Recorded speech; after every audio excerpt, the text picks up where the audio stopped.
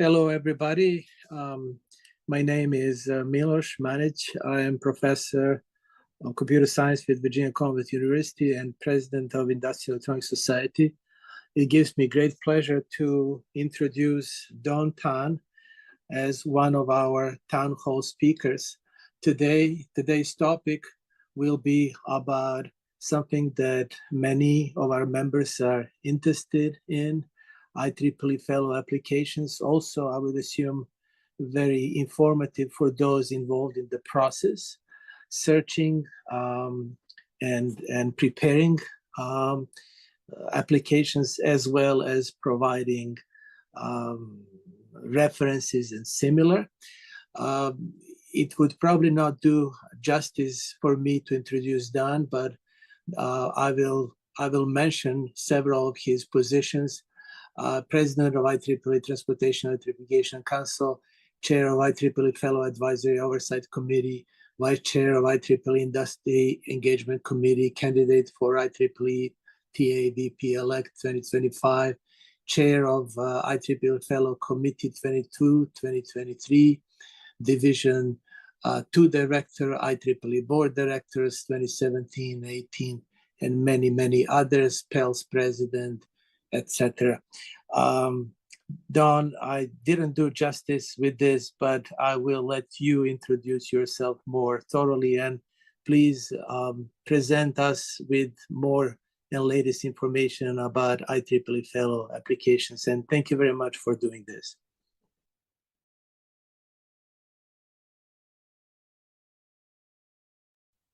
Yes, you're on mute. Okay, here you go. Hey, thank you, Milos. And for me, it's good morning. For many of you, it's good afternoon or good evening. Let me share my PPT. So it's great to have. Let me see, how do I share this?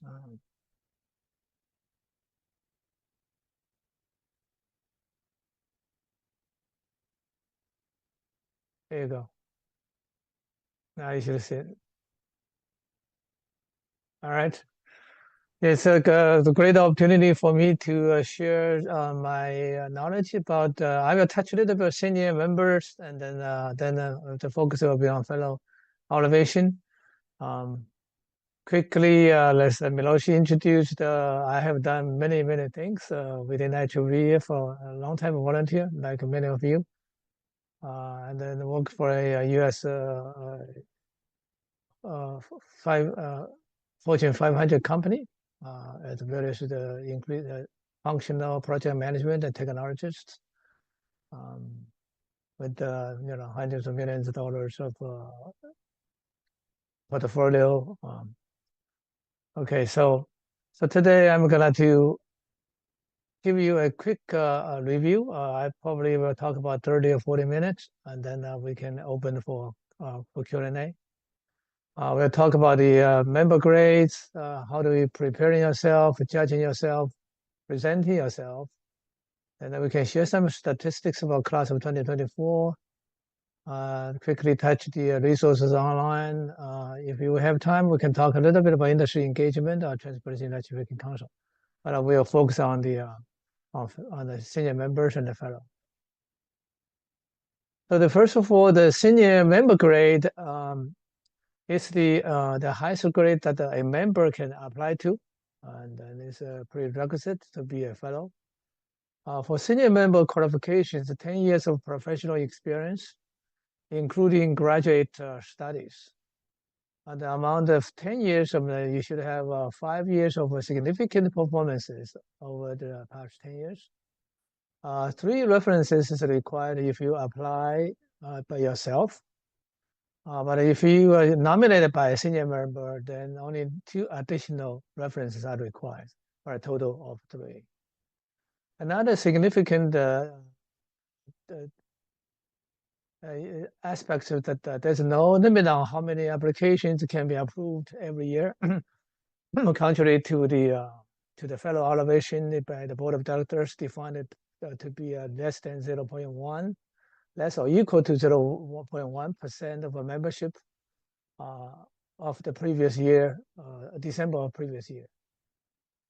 For senior members, the elevations are done on the rolling waves. typically they scheduled on 4 rolling waves. Sometimes we actually add one more step, one more wave, just to if there's enough application. So there's a portal where there's a lot of information included, including how you calculate the qualification of 5 years. So if you go there, as I shown in here on this link, then you will see a lot of information. So the benefits, of course, then I would get to highlight quite a few of them. First one, of course, is the peer review recognition. Then you, as a senior member, you will get a senior member plaque. The IEEE Society will get some benefits. Then we'll get a coupon, and then you then if so desired, your IEEE will send a letter to your employer if so desired. That's basically what happens if you become a senior member. And then another benefit that sometimes called intangible benefits is that you got the leadership eligibility because many of the IEEE senior leadership positions requires you be a senior member or above. And then, so of course, then you have ability to refer other candidates. Then you'll be able to participate in senior member review panel.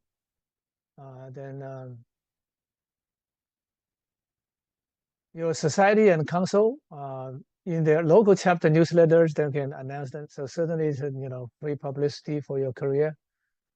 So you can start early, of course.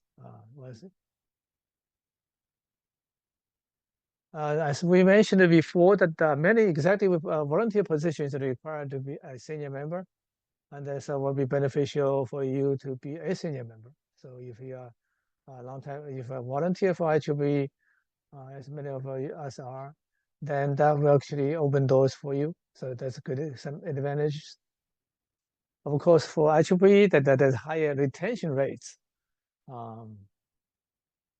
And then can be nominated by a section, and then you can write the endorsement letters from your section if you think they can enhance your case.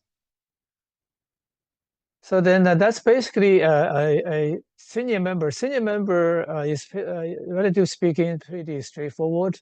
The key is there's no limit on how many applications can be elevated each year. So then, as long as you are qualified, then they usually will elevate you. So now let's move to the fellow. So the fellows, there's a limitation on you can only have less or equal to the maximum 0.1% of membership of previous December of the previous year. So that's the maximum set in by the board of directors in the bylaws. Of course, so this is the highest form of peer recognition by your technical skills, and then that's highly prestigious. And then also highest grades that the IEEE board of directors confer to a member. Then this requires you you have made a significant impact to the society at large.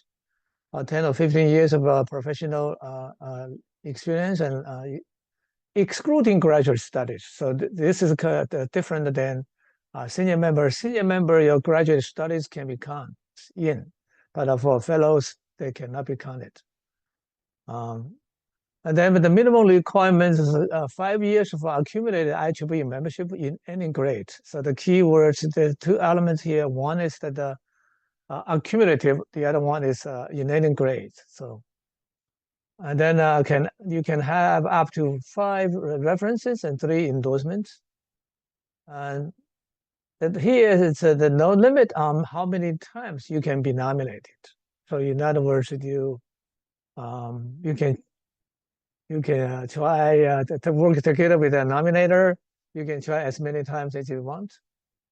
But like I mentioned before, the elevations are done once a year. Typically, the announcement is made after the November board series, as we all know. because the board approved during November series, and then the staff will make the announcement. So there's a similarly to the senior member, there's a portal. There's a lot of information. So I will talk a little bit more about all these the aspects one by one. So first, let's talk about it. It's a grade. So it's not an award, even though many society lumped the award committee together with the awards committee. And also to many people that this is kind of a lifetime achievement recognition. So, but when we come to think about it, think about your qualification, you need to be aware that this is simply a grade. So being a grade that the fellow committee debated many times that, so we have decided not to put any limit on how many times one person can be nominated. Simply because it's a membership grade, you pay to belong, so then you should have to have the rights to be considered for the grades you think you deserve to be. So that's why there's an implication on being a member grade. So contrary to many awards, they have actually number of limits on how many times you can be nominated. So the qualification, if it is defined in the IEEE bylaw, and it says is bringing the realization of significant value to society we are at large. So the reason we want to add the words at large is simply to mean it's not a particular technical society that we are so used to, because each one of us belong to one or two or even more societies. So here is the society at large. So the keywords here is a significant impact to society at large. So I'll come back to this later. So I mentioned this before that contrary to senior members, your graduate study years does not count. So, but unlike the senior member qualification requirement, there's no limit on number of years or professional experiences that you have to qualify to be nominated. So it's in the bylaw, but however, so this is one thing we are in the process trying to define. So we are consulting with various different TAP societies, different IEEE OUs. So it looks like we're gonna probably have a requirements of 10 or 15 years professional life. Just be a consumer rate with IEEE senior member will be, since this is the next grade higher.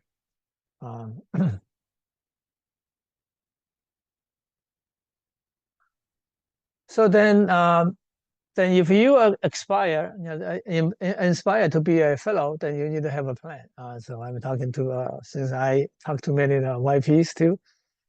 So you need to set, so this is a charge for them. Set up the goal, start early, even if a YP at the moment, pay attention to publications, including write patent applications, write internal IRAT and external project reports. These, the bottom two items, is also referred to as the other peer-reviewed items. So they can be useful as long as they are peer-reviewed. Then you need, I would encourage you to build a relationship with volunteers, because IEEE is such a big organization.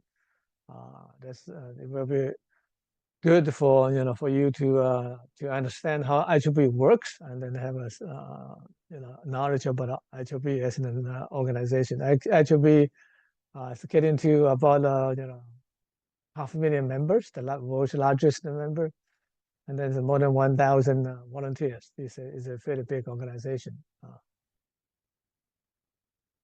So even more, I would suggest you should go find an IEEE mentor if you can.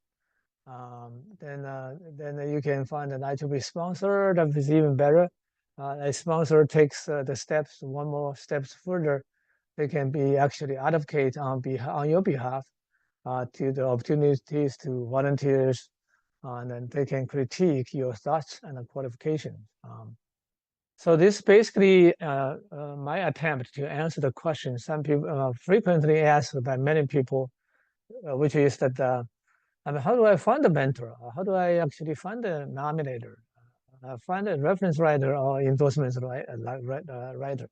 So this, find an IEEE mentor or IEEE sponsor can be helpful. So one thing I'd like to mention that is that, as we all know, as a mentor and a sponsor relationship cannot be forced by you, and it needs to be developed, naturally, because the two people together, they need to be actually have a chemistry together, so they can share their thoughts freely. So that's many of times when I was managing the department, also in the Power Electronics Society, we actually developed a mentor program, so mentoring. But sometimes it just simply does not work because if we force them two people together, they may not click. Yeah, so it needs to be developed naturally. So the best thing to do that is volunteer to join one or more societies, or join your local chapters or sections to volunteer. That's the best way to get to know people within IEEE. So then people also frequently ask, how do I find potential reference writers? Of course, then there are different ways. First one, the search IEEE Fellow Directory online. So this is available to everybody. You can type in your region, type in your technical field keywords, and then they will show you the fellows in your region or in your technical field, and the citation of the elevation, and also the year elevated. Then you know how senior they are and what technical field they are in. So that can help you to determine who would be best qualified to help you to write reference letters. And then, of course, the other way is to ask your chapter society or adjacent society for help. And of course, if you're not a society member, you need to join a society.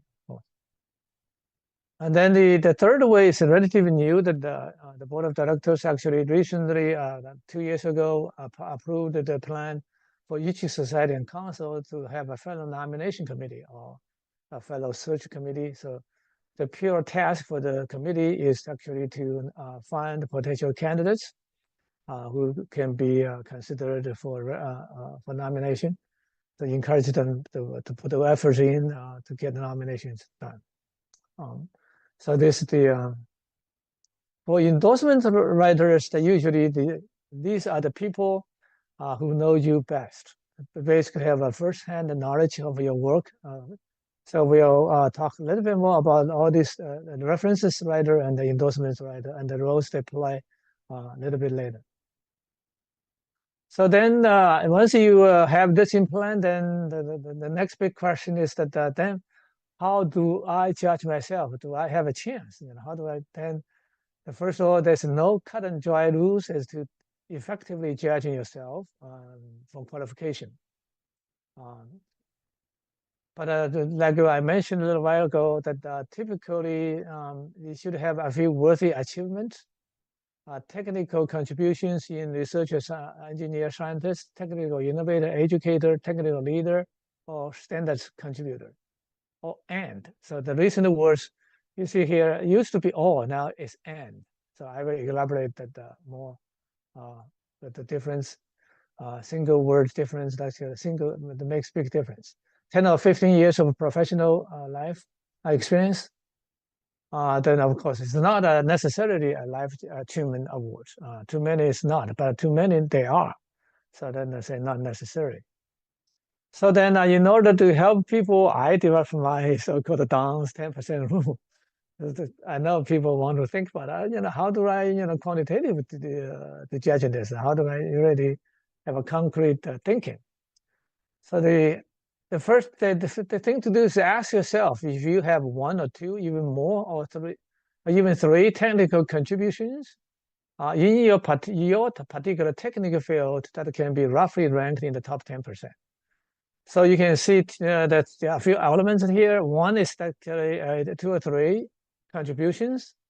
And the second key is that in your particular technical field, for instance, industry electronics, there are many different fields. Let's say, as if you're judging by the number of technical committees, that we have, then you can see that there are many fields there. And then the roughly ranked in top 10%. So that's how you look at for the contribution in the particular field, say modeling and control. You say, hey, maybe that I can think in the. Then by your contribution by yourself and also judged by your peers. So these are 4 elements for this to work. So then you would ask me down, how do we come up with 10%? So this is the simple math. 0.1% a year, that's set by the board of directors. Then typically a professional life, 30 years or plus. So let's just use 30 years for now. And then that's give you 3%. And then in the most recent years, the elevation rate is about 3 to 1. So in other words, one out of every 3 nominations is successful. So that's about 33%. So that's give you 9%. And if you round them up to 10%, is easy, and round number to use, easy to remember. So that's how the 10% rules. So here I want to emphasize that many people, when it comes to thinking about become a fellow, you thought, oh, I have to be 0.1%. That's good. Yes, but that's actually that's the total population for every year. But for your particular contribution, it's actually a 10% chance. And then you can see that's actually a difference of 100 times. So that's why I've been giving this seminar to many places to encourage people to consider. So as long as your contribution can be considered as top 10%, then you have a fair chance. So it's not like 0.1%. 0.1% is the number, but that the particular year, the board of directors sets the maximum, people can be elevated. So then once you think your thought, we went through your thought process, you think you have a chance, then I would encourage you to read the qualification profiles.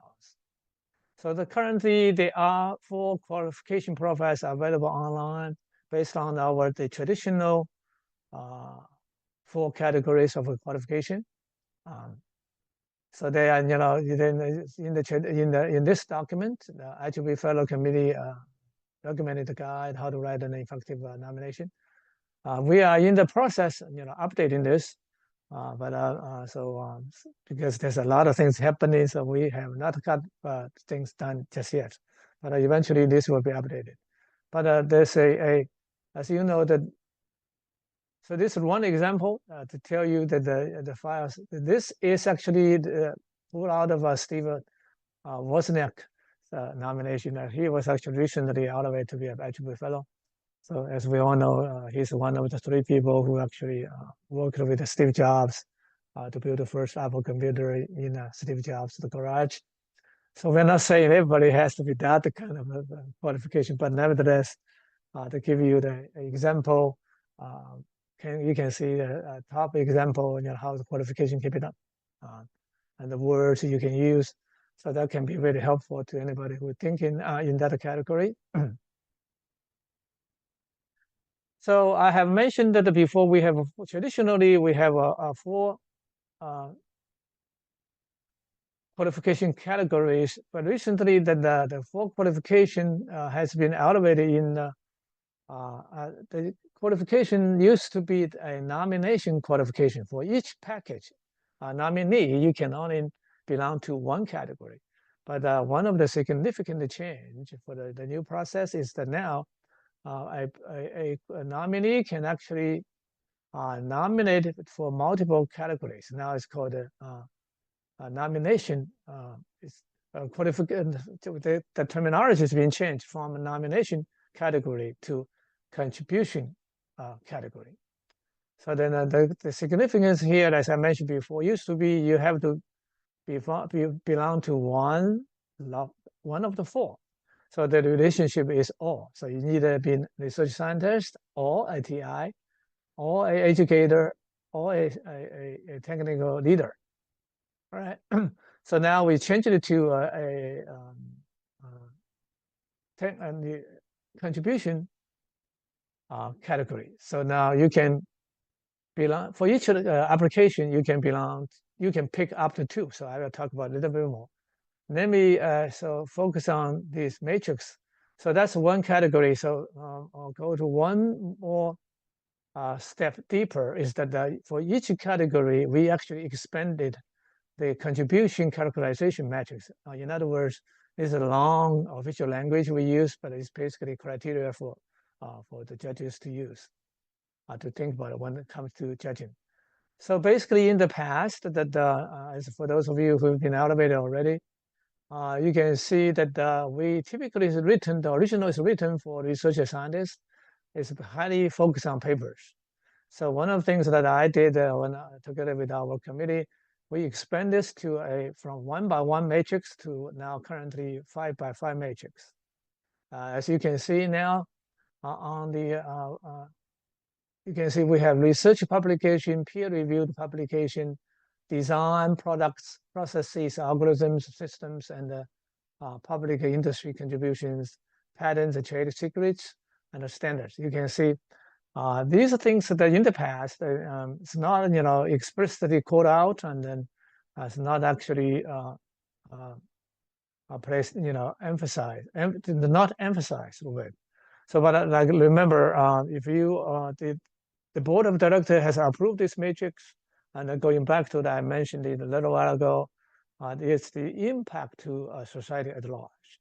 You can see that a lot of technologies, in order for them to impact to society, they usually appears as products, designs, processes, algorithms, and systems, and other publications. So one typical example is the iPhone in your hand, not iPhone, say smartphone, right? And then that's the design concept, and then that changed the way we live. So that's the impact to society. And then also, if you have a huge deployable system that has been operational, say in aircraft, something, it's been operational, that's impact to society. So this, etc. So then based on that, and then each 5 of the categories, is that the board of directors added one more category, as you can see, is the standards contribution.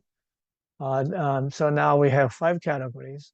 And each category has its own. For instance, the traditional category, research engineer and scientist, the #1 criteria is research publication, is highlighted green here.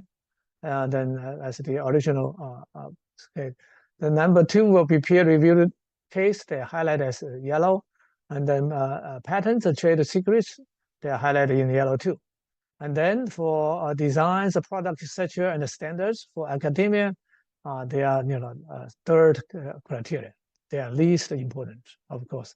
Many of them didn't do this too, but as far as qualification is concerned, that's this important.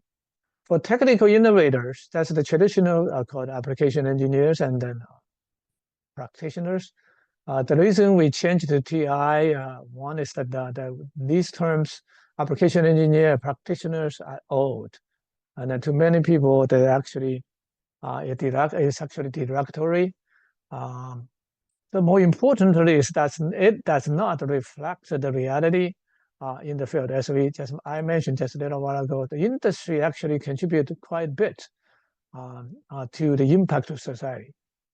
So if for those of we all are familiar with the technology readiness level, and then you probably have heard the terminology called the death valley of the technology development.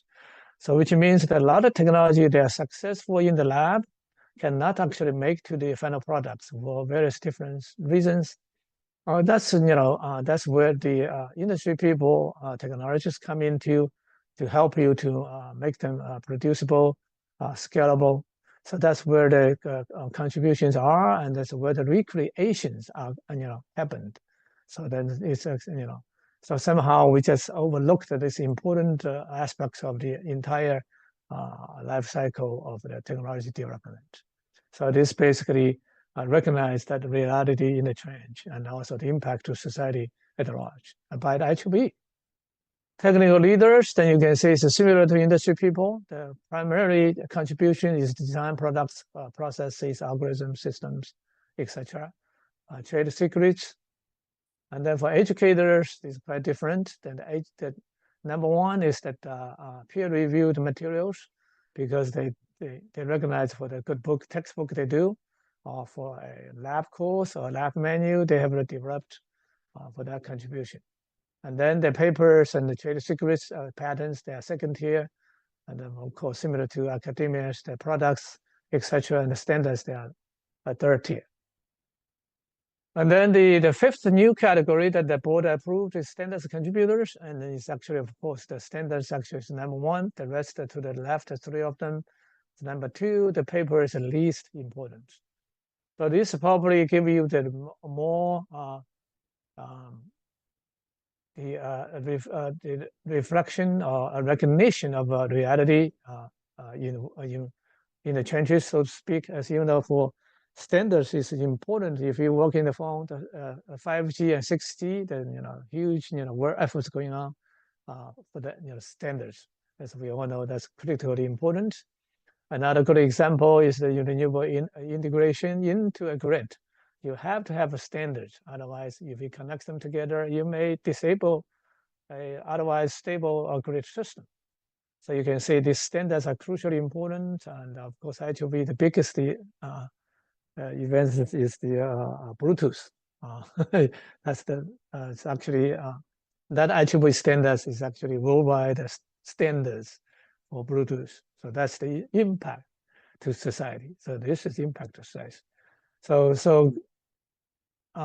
if you, for instance, the products are algorithms and processes, some people have a different opinion. Say the fight over 3 or 5 nanometers is all processes. That tells you the importance. Not to mention algorithms. Algorithms, created Google. Algorithm, created Qualcomm, right? We all know that. So yes, all these things in the past has not recognized by IEEE explicitly. So which means we are missing a big deal. So recently the enhancement, so just lets you to recognize that the important contributions by various different people at the different levels of technology. They are all equally important. So as far as come to the ultimate goal for the impact of society at large, that's what's written in the bylaws. Okay, now then once you have done this, you think you one of the categories or two contribution categories, then you can start writing. You need to help your nominator write your nomination package, because you know yourself all the best. So the nomination package is essentially important. You can have up to 4 groups of people to read your package. So first thing you do, you pick 2 out of the 5 contribution categories. So now we told you, remember the 4 categories in the previously is called the nomination category. For each package, you can only pick 1. So it's the relationship for your nomination is all. You pick scientist or educator or industry or technical leader. But now you pick 2. It's and. You can pick, say, a scientist, researcher, and a standards contribution. That can happen easily, right? So that's the significant. So each package now can have up to 2 contributions, and then the relationship is and, not or. So of course, they can be the same. You can use both of them to be the same.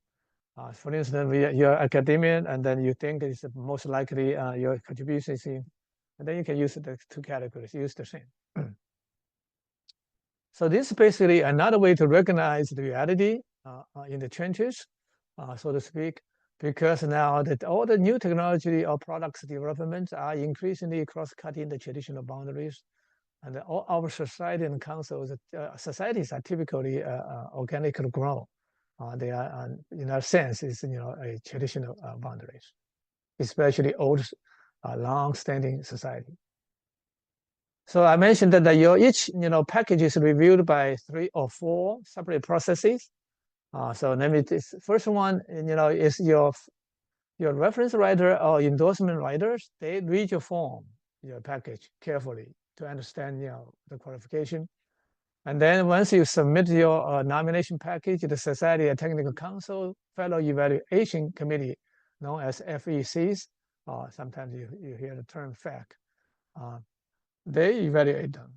And then for the small societies where you have a small nominations, then you have one more step. We ask the small society come together to put the nominees together in a CFAC cohort FEC. And then after that, it goes to the IEEE Fellow Committee for final review and quality control, and then others. And so you can see up to 4 people. Then the one during the judging process, all they have is your package, unless a particular judge somehow knows you. But that's unlikely, because during our fellow committee evaluation, we deliberately, assign people to avoid conflict. For instance, I'm from power electronics, and then when I was served as a member, the nominees from power electronics are not assigned to me. So I've been assigned as computer science and then other societies. So this is done deliberately to avoid potential conflict of interest. So you can see, so most of the cases, all the judges have is your nomination package. It's crucially important for you to write an excellent package so people can understand. So you have to write your package for 2 impossible or conflicting requirements. One is you have to write it for experts to understand, which basically is your society, your nominators, your society FEC, because these are the society experts. They know exactly what's happening in your particular technical field. So you have to write such a way they understand your contribution, or they know you already. Or you have to also write in such a way that a general list they will easily understand. So you can see they're similarly conflicting, but it's incumbent for you to be able to write such a way so the people at the different levels. Because once you elevate, above your society at the cohort and the fellow committee level, people may not necessarily in your particular technical field. So you have to write such a way they can understand. So that's the balance. So let me mention a little bit about CFAC. It's called the Cohort Fellow Evaluation Committee. There's some controversy last couple year before when I presented but I'm glad to share my most recent the feedback for this year's conference, the process for class of 2025. I got I solicited good feedback from multiple society and councils. They say this cohort is a good thing, as we thought it would be. It's simply invented to solve one problem, which is the statistical disparity, which is the sample size. And then you can see for larger societies like computer, ComSoc, PS, they typically nominate close to 100 or 150 nominees for each year, because the size of society. For IES and PALs, typically we have, let's say 15, 20 of them, or even more, a little bit more. But for small societies and councils, they nominate 1, 2, 3, or sometimes even 0. And then let's say we all know how to do the fellow committee level, how do we combine them together to form a consolidated overall ranking before we finalize the top, 300 plus people, right? So you cannot simply just put the number 1 from a small pool together with the number 1 from a large pool, because that's significant. Statistically, they're quite different.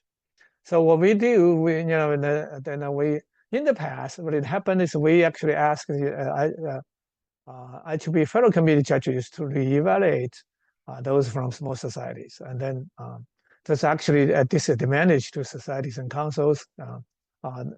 Because they actually judge, like I said, generally speaking, they are non-specialists. And also when they made the decision, because for the integrity of the process, they are confidential. You don't know what happened there. But here we started to address that concern. Then we asked the Society Council of Small Societies to come together. You rank them, you combine them, you rank them amongst yourselves, and then submit to us. So we want them to be a 20 or 30 nominees, the size. So then it's a lot easier for us to combine them. So that's what it's all about. So in other words, it's just one more step. It's not a step for additional evaluation. It's just one more step for you to combine them. Okay, so that's the nomination package.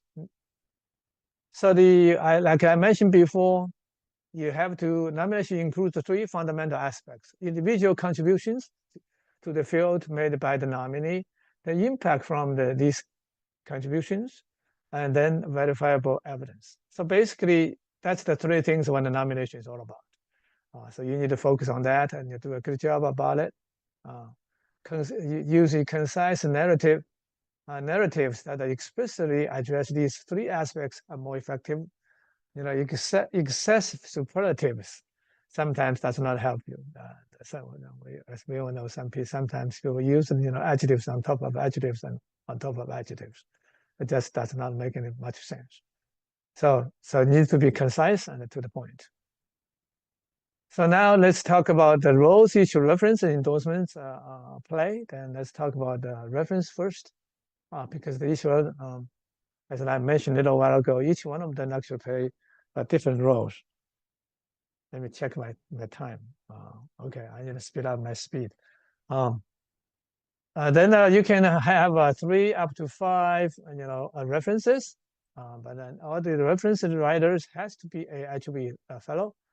The reason is very simple. The job for reference writers is simply to judge a nominee, if a nominee is qualified or not. And then if it is qualified, and then rank the nominee based on the 4 categories. One is that not qualified, qualified, and well qualified, extremely qualified. 4 categories: well qualified, extremely qualified. So then if 4 categories. So here the reference, in order for you to get the strongest benefits, we actually encourage you to go outside your institution or your company to get people to write. Because I'll just give you an example. We actually had a nomination package that they have 3 references written by the same department professors. They're all in the same department. As you would imagine, that will cut into your credibility. So if you can go outside your institution, find independent writers. Another question frequently asked is, do I have to have 5 references? And then technically you don't. If you read the forms, the minimum is 3. You're good. But overwhelming majority actually submit 5. So if you want to be competitive, so my recommendation for you is go to 5. So it's just reality, right? Everybody else does 5, you do 3. You do yourself a disadvantage. So that's for references. So again, it's focused on whether you are qualified and to what degree you are qualified. And then we encourage you to go outside your institution to get the references to be more creditable. And then the next thing is the endorsement writer. Endorsement writers serves a totally different purpose and it's written by different people. Well, endorsement writers you can have 0 or up to 3. The same reason I just mentioned. Overwhelming majority of people actually have 3 endorsement letters, and then my personal recommendation for you is also do 3. More importantly, that the endorsement writer serves very important yet quite different than a reference. Endorsement writers basically can be written can be anybody, which actually doesn't have to even to be actually member, not to mention that to be actually a fellow. So the purpose for that is for this particular reason is this. It's basically provide provide evidence for your contributions. So for that purpose, then you can say typically people know you well. So So this is particularly useful for three specific categories. One is that one, if you work for a company, and then when your technology is being invented and the company want to use them in a particular products, they probably do not want you to publish at all. And then of course then you just can't do anything at that time. Then after that, then your technology made into the products, the product made a big sales, help the company bottom line. And then the product, occupy the market, then the company may be more, open for you to write something. And then, that's your contribution. The second class is that if you work for your government, you have usually you have a classified information. You cannot write them too much about it. But then usually you ask a non-classified version of it, and then the best people to write that is your customer, and then they can write that for you. So that's the second category of people. The third category of people is for educator nominations. Typically, you write a textbook or a lab manual or lab course. So here, then, the best people who knows that is your colleagues, particularly your department chairs or your deans. So you can see that contrary to reference writers, that for endorsement writers, these are the people who knows you well. So you can see this is. So the difference here again, it's actually it doesn't have to be IEEE fellow, doesn't even have to be a IEEE member. So then can be written by the people who knows you well, have a first-hand knowledge of your particular contribution, particularly for the three categories I just mentioned. So that can be a very useful tool. Some people don't even bother to do any endorsement.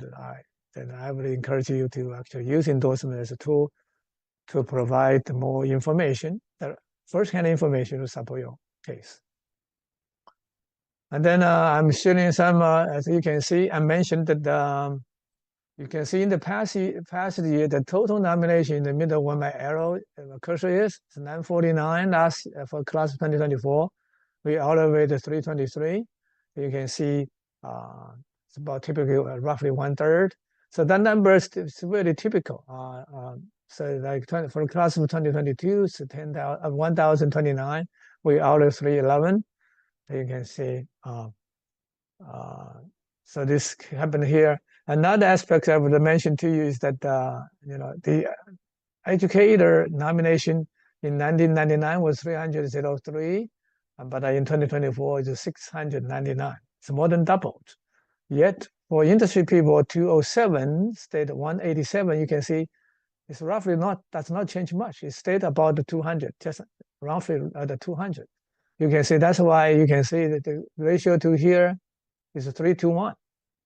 So you can see, no wonder in recent years that the fellow is being increasingly perceived as an academic pursuit. As we know, that's not true. That's not the intention of the board of directors. Okay, so that's why another reason we start to take in the steps to correct this disparity. And as you know, in order for us to attribute to make impact, more impact to the society at large, we need industry people. Otherwise, we cannot say we are the home of your profession. Remember, it used to be the punchline is advancing technology for humanity. And recently, the board actually added, say, hey, the professional home of a worldwide professional home for technologists and industry people. So we have the stats for all of them. I don't want to go through them. Then you can see for women in engineer, in electronics, and then they increased a little bit, and then 2023 was 100, but 2024 dropped down to 85. So that's why I started giving this talk.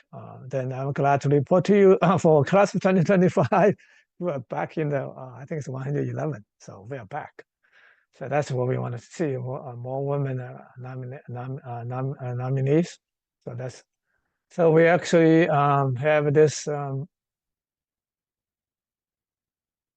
done for various different For IES, you can see IES is doing not bad, so 36% last year. And I suppose IES, PS, PS is slightly low, but the so-called typical for power societies is doing relatively well, relatively well. So here's a PS and the PE. Last year, PALS did extremely well, 47. PS is 31%. So you can see that, okay, let's quickly go through the portal. If you start seriously considering to be nominated, you can go down the portal. There's a lot of information. I would actually encourage you to go read this, spend some time there. There's a lot of information for you to anchor yourself before you write the nomination package. Okay, technically speaking, you don't write it. Your nominator writes, but you need to work with the nominator, get his or her permission. But usually you have to work with the nominator to provide the draw material. And then the finalization is done by your nominator, not you. So there's a lot of documents in here.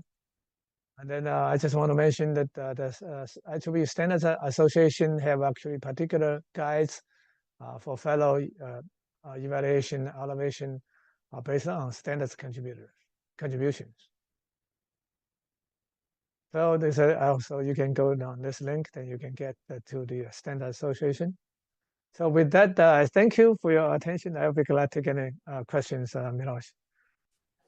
Thank you very much, Don. This is such a hot topic, and as any other, changes over time.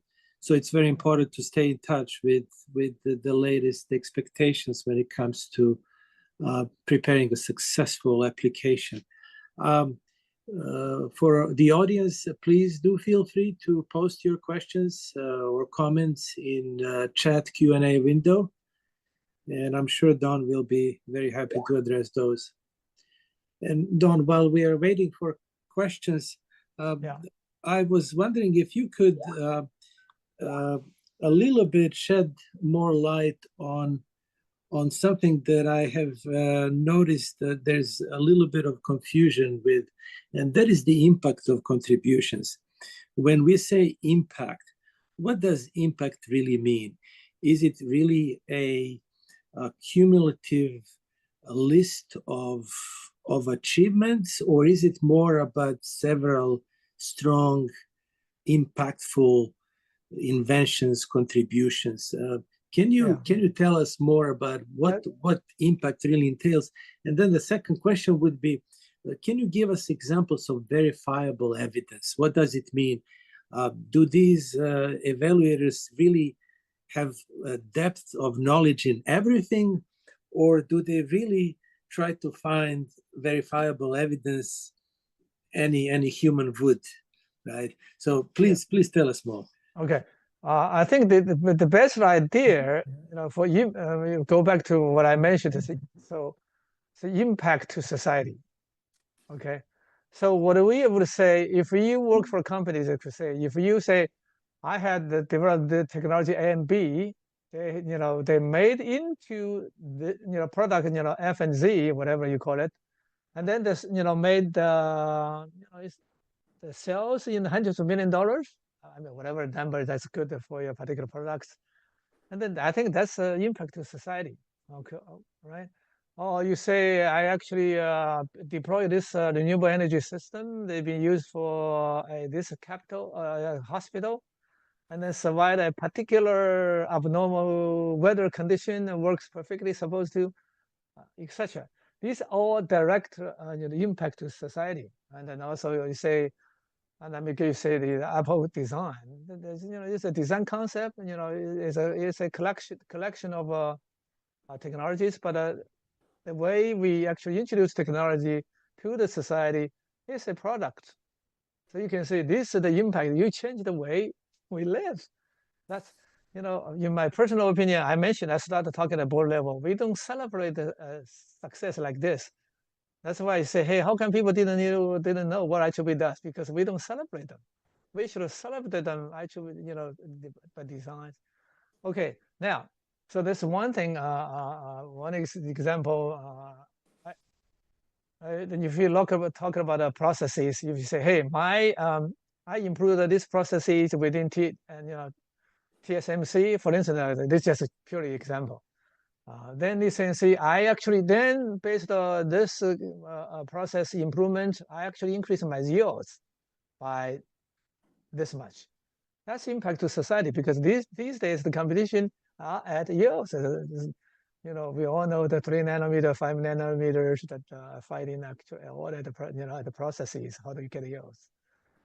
These are the impact to society.